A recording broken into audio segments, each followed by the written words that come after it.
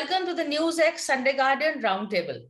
But today we're going to be taking a look at the leadership question, not the top rung leadership, because, well, as far as the BJP is concerned, I don't think there is any doubt on that one. But what are the main parties doing about the second rung leadership? We have, of course, Rahul Gandhi saying that I'm not interested, which in a way leaves some kind of room for speculation and hopes. The Congress party is also doing a smart thing by promoting local leaders, as they did in Himachal Pradesh. We also have the spectacle of Raghuram Rajan walking with Rahul, which has, of course, raised a lot of, the questions on the social media, that is he going to be soon joining the Congress? Will Rahul make him the FM if ever the Congress comes to power? Or is he his Manmohan Singh, etc., etc.? But Rahul Gandhi is still looking for talent from outside. That, of course, is something that he's been criticized for a long time. Now with Kharge in charge, will things change? BJP, that's a very interesting line of command over there. There is, after Modi, there is no second rung. This is not the BJP of Advani and Vajpayee, where you groomed a whole second generation of leaders. But of course, that doesn't stop the ambition and the posturing. So we have a lot of hopefuls in the post-Modi, for the post-Modi scenario, from Amit Shah himself to Yogi Adityanath to Hemanta Biswa Sarma. Where is the BJP and the Congress headed? Joining me for this discussion is Radhika Ramaseshan. She is a columnist, political commentator, and a senior journalist. We have Dilip Cherian. He is a media guru and political commentator and columnist. Avinash Kala, political analyst and columnist. Rashid Kidwai, he's an author, political commentator, and a senior journalist.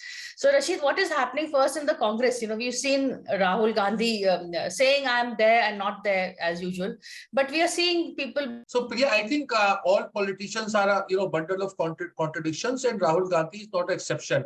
He sounds and acts like a Democrat, but if you look at the Congress, there is a total stranglehold of Nehru Gandhi family and to the state, and they decide their blessing is required. Like we keep talking about Himachal, but Himachal, Priyanka Gandhi was doing micromanagement. She had her favorite, Sukhwinder Singh Sukhu, who finally made it. So all these things happen. So it's not a genuine second line leadership is happening. Perhaps it's the same thing. Like you were talking about Mr. Hemanta Biswa Sarma and all, but you didn't mention Shivraj Singh Chauhan, because he's he's not in that he's not in the in group kind of thing. So succession or grooming and all is part of where in the Indian context political system, some kind of loyalty is required to the present leadership. I think the Congress missed a chance, and I keep saying in the election of Mr. Kharge, if Rahul Gandhi was really serious and he meant to what he was saying, if he had, Gandhi family had remained neutral and there was a contest, a genuine contest, then things would have been really better. If it was Ashok Gehlot or Digvijay Singh or Shashi Tharoor or anybody, I think the Congress times would have been far more exciting. In Karnataka, they face a total division where there's the election between Siddaramaiah and D.K. Shivkumar. In Rajasthan, we know Sachin versus Gehlot, 4 years, no action has been taken there. All the problems are there. So I think the Congress sounds democratic, but it is not.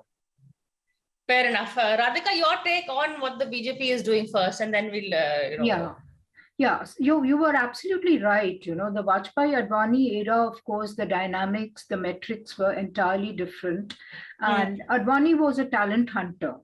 He managed to put together an excellent second rung team, Pramod Mahajan, Sushma Swaraj, Govindacharya, of course, the brilliant Govindacharya, Venkaiah Naidu, and Narendra Modi. Narendra Modi was a beneficiary of Advani's talent scout.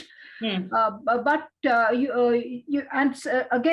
when after Mr. Rajnath Singh and Gadkari, and then again Rajnath Singh were at the helm, they did manage. There was a pretty seamless transition to the next generation. So you had people like Nirmala Sitharaman, Piyush Goyal, Smriti Irani, and a host of others who were groomed as second-rung leaders. Mind you, the three names I mentioned, barring Smriti, who went on to win elections subsequently, the other two don't really have a mass base, but they are probably valued for other reasons, So, but there was a transition. Now, the problem is really now, and it is getting reflected if you see in one state, Chhattisgarh, where after the debacle in the last elections, they have not been able to find a successor to Raman Singh. Raman Singh is kind of trying very hard to get back front and center, but his efforts are being thwarted.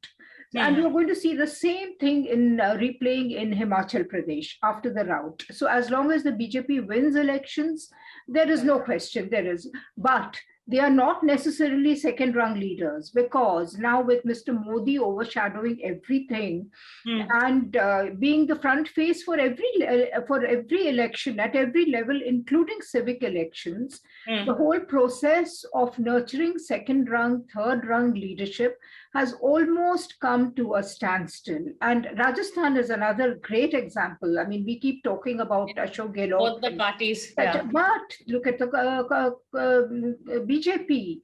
You know, Vasundhara is there on very much there in the front. But the BJP is dying to put another leader in place. They're not spoiled for choice. They have about 4 or 5, and Gajendra Shekhawat is the front runner, Arjun Meghwal, and so on. But they're not able to project any one of them because Vasundhara is holding on to her position. Yes. Karnataka is another example. I'm just illustrating my points through examples where Yediyurappa's exit has really plunged the party, I would say, into chaos. Okay, they have a government. It's hanging on simply because they are in power. But if they manage to lose the next election, then it is going to be a shambolic state of affairs in Karnataka, because Boma is not really accepted by the rank and file. So I'll take your larger point and I'll get the others in also. And Rajasthan, of course, we have Avinash, who's Rajasthan is really the crucible of leadership. Both the BJP and the Congress have a similar problem. But first, Dilip, the last picture of what Rajasthan, that the BJP has a second rung in states where it's in power, but when it is not in power, that's really when the chaos underneath comes to the surface. You know, if you pull out from this, extremely close focus, the problem really lies somewhere else. It lies in the nature of the second rung leaders who are coming up, and they're wanting to be seen as flag bearers of some section of the party, or in the case of both the Gandhis and the Modi, just being seen as, blind and fervent advocates of that leadership. So if you look at what happens globally, when second-rung leaders come up, they themselves create spaces for themselves, both in terms of policy pronouncements or stuff like that. Here, everybody is looking for what is the designation they'll get. They don't actually see themselves as fighting for people, which is what a politician's role is. Secondly, media tends to also follow what I call the herd mentality. Unless the boss's blessing is seen on somebody, you don't even want to report on the character or whosoever they may be. So they die with inattention. And therefore, they want to be seen at some function where the big leader will smile at them, accept a garland from them, and stuff like that. So in some senses, this lack of leadership, which we are speaking about, is also a sign of the kind of, blind hierarchicalness that we are accepting. And in any democracy, that's dangerous. That just simply doesn't allow any real talent to come up, except those talents scouted by a particular leader who may then be creating a kind of cabal around herself or himself. That's the danger of politics of patronage, that it creates darbars and cabals. But I mean, especially I want you to focus on the state of Rajasthan from both the camps. They're both having a whole leadership problem, which in a sense reflects the larger problem in both the parties. Avinash. Yes, it does. And a focus has been for the last 4 years on the Congress party because they are in power. They have two very prominent faces, Sachin Pilot and Ashok Gehlot. So Congress's issue is going on. It's just a matter of speculations and commentary. Nothing much left there in any which ways. The the kind of situation that is there in the ground, it looks very, very difficult for them to stage a comeback. They are having a big pomp and show today in the evening when the Yatra completes 100 days and the state government in the next 2 days is going to complete 4 years. So Congress is just holding on. It's trying to put up images that, we're all together in hunky-dory. But I'd like to make a point about the BJP in Rajasthan. What all the eminent people have said right now is fairly true that, there is a lack of thing. But if I look closely at Rajasthan, they have created 4 to 5 strong regional satraps. Now, because they are in opposition here, their work can't be seen. And then there is a towering face of Vasundhara Raje. And we all know her because she has been around for 2 decades. During her time, no other face was seen, heard, or prominent. If you take Gulab Katare out, I don't even think anybody would know anybody else. But the way things have happened in the last 3 years, like one of the panelists said, that there is a name of Gajendra Singh Shekhawat, there is a name of Arjun Ram Meghwal. Then you have the state BJP president who has been holding fort, a first-time MLA, given a chance, is still around there. Then there is Rajendra Rathod, who's number 4. Then now we are hearing Ashwini Vaishnav. So what BJP is creating in these... Why not Bhupender Yadav? Well, I think by and large, most Rajasthanis don't take him to be a Rajasthani. Okay. Ashwini Vaishnav is also thanks to the Delhi media and the whole train scenario going around. But even let's take Bhupendra Yadav's name also. So there are 8-9 people that they have created aspirations around. There are names that we are talking about. Just rewind ourselves 4 years back. Did we even know a single name out of there? No. And the moment they are able to put their hand, if they win the election, they plant somebody else, and then there is no rebellion. Now that establishes the party. Even when Vasundhara ji came here, she was not a Rajasthan face. Yes, she was a member of parliament, but mostly in Delhi, came from MP and had a connect. But once she had the backing of the High Command, she was established. Same happened with Mr. Pilot. When he came to Jaipur with the mandate and Rahul Gandhi was completely backing him, he became the leader that he is today. So I think in Rajasthan, it is a thing. And the way BJP has moved around, that it has kept the Dhumals at bay in Himachal Pradesh, even though they've lost, but they've at least got Ajay Ram Thakur there, a chief minister. Look at Maharashtra. Like it or not, they might have demoted Fadnavis there, but there is a Fadnavis name that we know. There is no name in Gujarat, there can't be. So in Rajasthan, I am pretty sure that when push comes to shove, I think they are a practical and pragmatic party. They will resolve it internally, and whosoever is given the baton will be established as the new leader.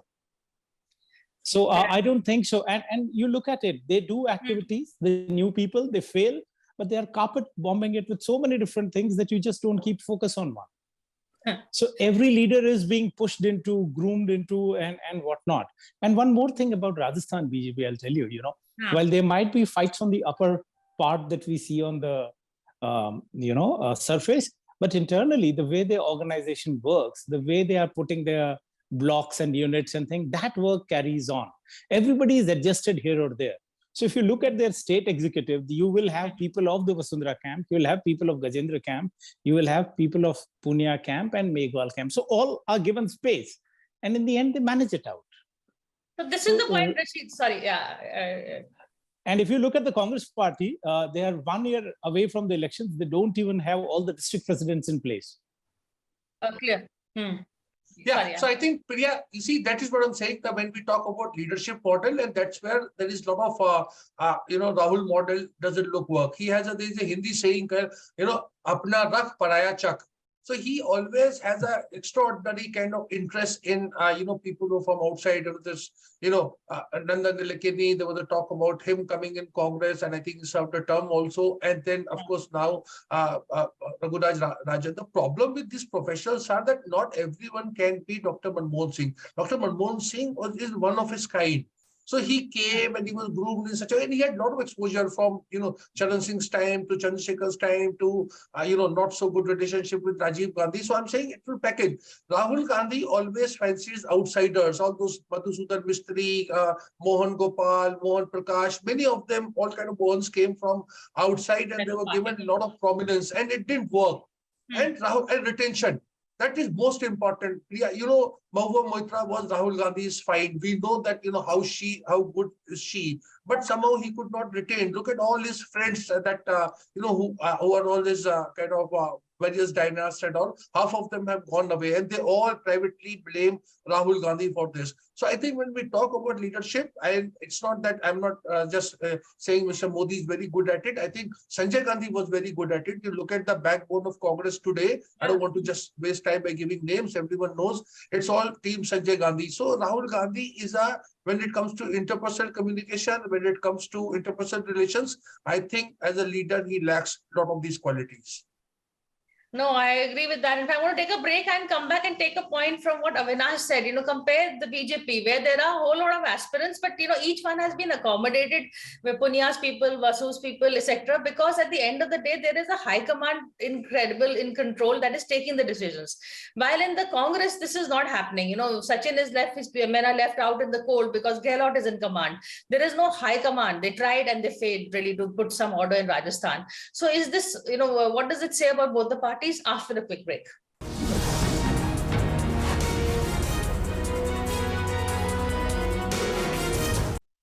Hello and welcome back to the Roundtable as we take a look at the leadership issue in both the BJP and the Congress, not the top rung as much as the second rung. The Rajasthan example, Radhika, you're the one who also touched on it, but what does it say in terms of management of both the parties? We'll have to see closer to the elections. I'm not inclined to pronounce a verdict yet, who they finally, I think in all probability, the elections will be fought under Modi's leadership and with him as the mascot. I don't think Vasundhara is going to get the prominence that she is used to. And the question of who will lead the party will be resolved after the elections. Of course, there's a high command in the BJP, but the high command is also very strong because they happen to be in power. You just go back to the days of Nitin Gadkari and Rajnath Singh. I mean, many of the state units wouldn't really listen to the so-called high command. The writ didn't run because they were in the opposition then. So it all depends on who is in power at the center. In every party, the central command, the Congress and the BJP, the central command, the power of the central command, the authority of the central command becomes all important. And the BJP is able to enforce that very effectively in this particular era, in the era of Modi and, backed, of course, by Amit Shah.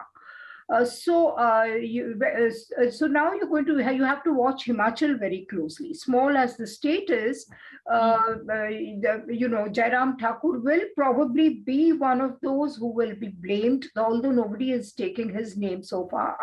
Two others are being blamed. I don't want to take names. But we will have to see if the High Command continues with Jairam Thakur as its face in Himachal, or it starts scouting for another face. So that is the thing, I think it all depends on success, how successful you are. That is the key. Because I do remember very vividly the days of Rajnath Singh and Nitin Gadkari. I mean, Nitin Gadkari couldn't really exercise his authority. A lot of those who he had promoted and brought to the center and who are very prominent these days, virtually disowned him at the first shot, So it is sort of important that who is in power at the center matters a lot.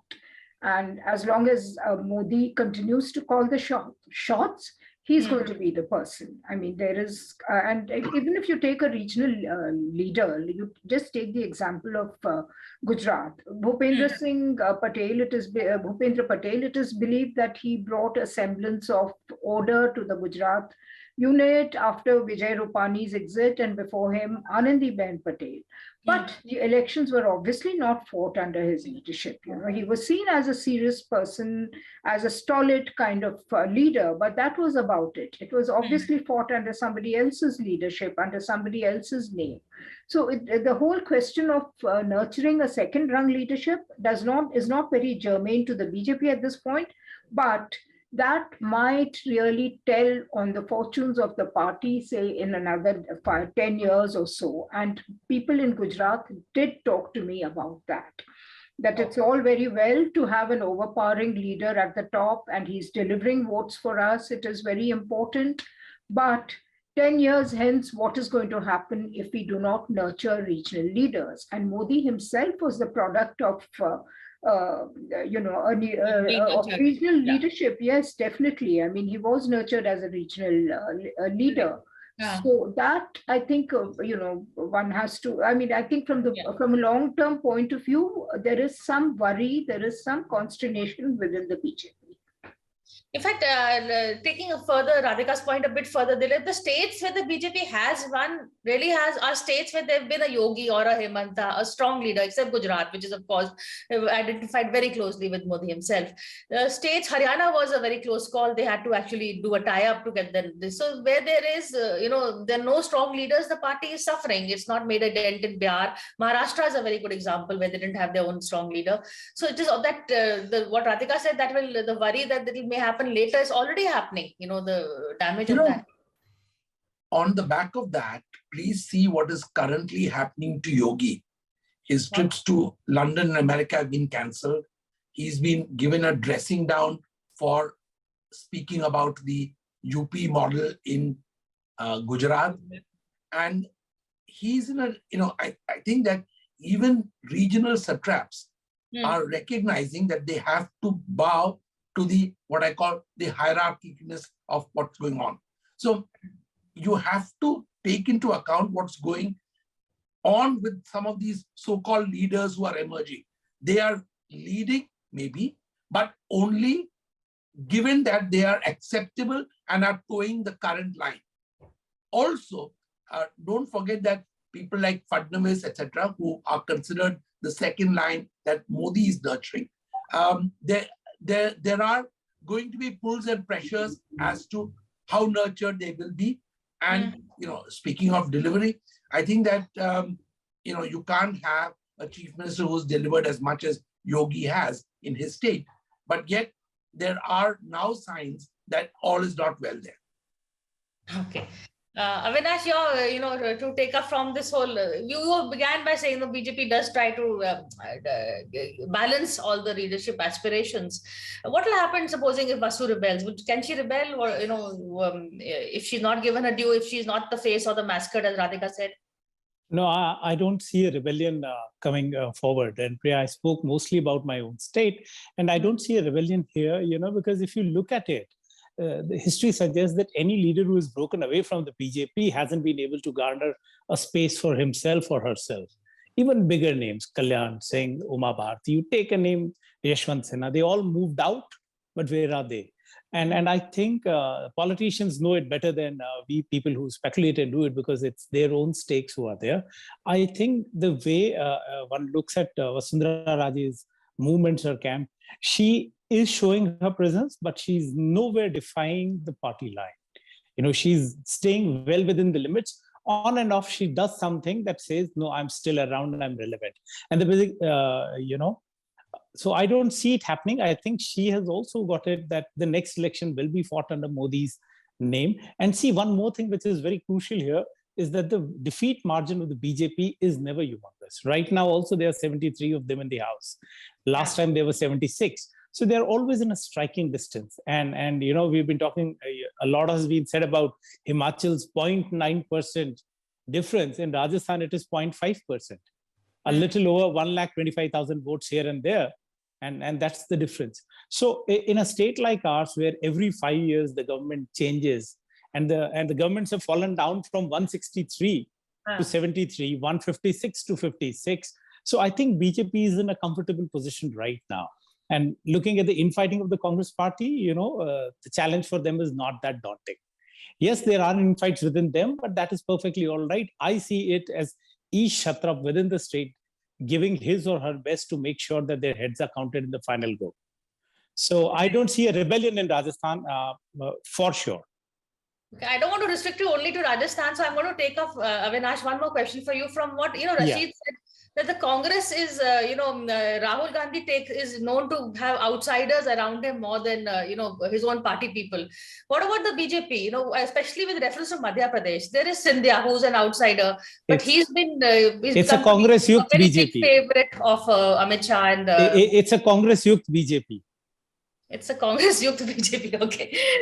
But see, again, that is their practicality. Shivraj versus Scindia, tell me what's happening in Madhya Pradesh. Hello? Yeah, can you tell me what's happening in Madhya Pradesh? Will Scindia be given preference over Shivraj, or will they keep an insider? No, I have no clue on that insider, but yes, Scindia is a favorite, and many people in Rajasthan speculating that they say only one from a family. So if Scindia gets something big in Madhya Pradesh, again Vasundhara Raje is in the spot, comes from the same clan, now all in the same group. Okay, well, Rashid, tell us. And one more thing on the whole thing. I agree with what Rashid said, that he has a thing for the people from outside. Even if you look at the Bharat Jodo Yatra and the pictures, yes, there is Ashok Gehlot and Sachin Pilot, two special pictures.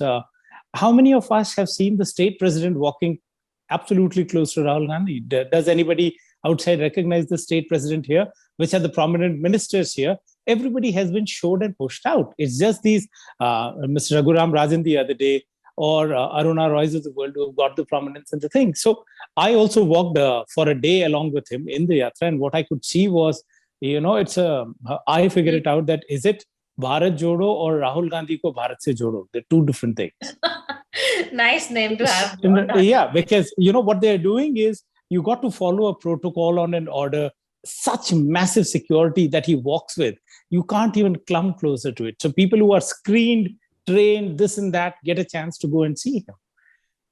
Yes, so there is a huge fear that the left liberals, so-called, are hijacking the yatra. I'm not saying left liberal. It's a thing that people might have said. But if you have walked around along with it, you just see regional people just trying to make sure that there is an audience or a bead there. Other than that, there is nothing. And when you get into the nitty-gritties of that crowd, I posted in one of my tweets that there is a category B and category C. That is how you are treated in the rest zone. So if you can't jodo all the karyakartas together, I doubt if you can jodo Bharat or your party. Wow, that's in fact, I think I should do a show on Bharat Jodo. Avinash, I'm going to get you back since you've actually been there on the ground. No. But Rashid, final words from you, and if you can answer my Madhya Pradesh question, that'd be nice. I think it's very, because the time is running out, and I don't see a sign of change of leadership. Mr. Shivraj Singh Chauhan is very well entrenched, and I think Radhika ji would correct me if I'm wrong. Shivraj Singh is the longest serving chief minister in the history of, Bharatiya Janata Party. So it's very difficult to dislodge. Mr. Scindia has a far bigger national image, but in Madhya Pradesh, he is a very factional person. His area of influence is confined to that Gwalior Chambal region, and that is the biggest challenge. So, and this is not Priya, this is not a linguistic state. It's not like Gujarat or Bengal where you can get it on the language. So everywhere there is Madhya Pradesh is a very, in that terms, a very diverse state. And Shivraj Singh Chauhan has worked very hard. So, fundamentally, he should be like Mr. Dilip Charian was mentioning about Yogi Adityanath are the real contenders, but these names are not, mentioned. All the other names are coming because they are liked by the center, and there's a lot of hard work. So it's for Mr. Modi, it's very difficult to dislodge or ignore Shivraj Singh Chauhan whenever elections are held. Or you can be a Kamal Nath, Rashid, right? Who just goes ahead and has, already started working. Whether the center declares him as the CM face or not, he's already, made sure that he is the CM face of the Congress. But thank you so much for this conversation, and we'll come back and have a more longer conversation. But thank you all for this. Thank you.